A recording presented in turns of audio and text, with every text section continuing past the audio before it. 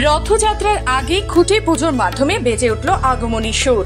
খুঁটি পুজো করে দুর্গাপুজোর সূচনা করলেন কল্যাণ বন্দ্যোপাধ্যায়।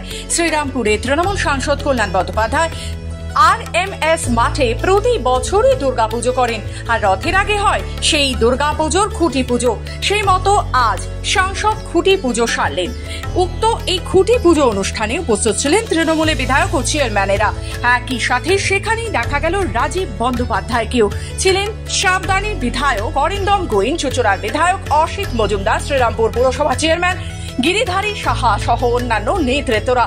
এদিন 5 নম্বর ও 6 নম্বর পল্লীর গোষ্ঠী ও ব্যবসায়ী সমিতি পুজো এবার 112 বর্ষে পদার্পণ করবে। আর এই বছর পুজোতে সাংসদ হওয়ার পর যুক্ত হন কল্যাণ বন্দ্যোপাধ্যায়। তিনি জানান, এবারে পুজোর থিম কোণারকের সূর্য মন্দির। পুজোর চমক থাকবে বলেও জানান তিনি। পুজো দিয়ে শুরু হলো, আর জানো তো আমাদের এই পুজো সবাইকার একটা ইমোশন রয়েছে।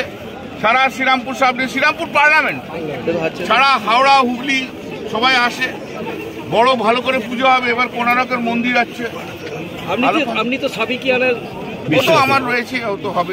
দেখে এবার ঠাকুর কি চমক কিছু থাকছে। চমক বলতে মানুষ চমক। হুগলি থেকে প্রীতম সাধুকার রিপোর্ট, খবর বাংলা।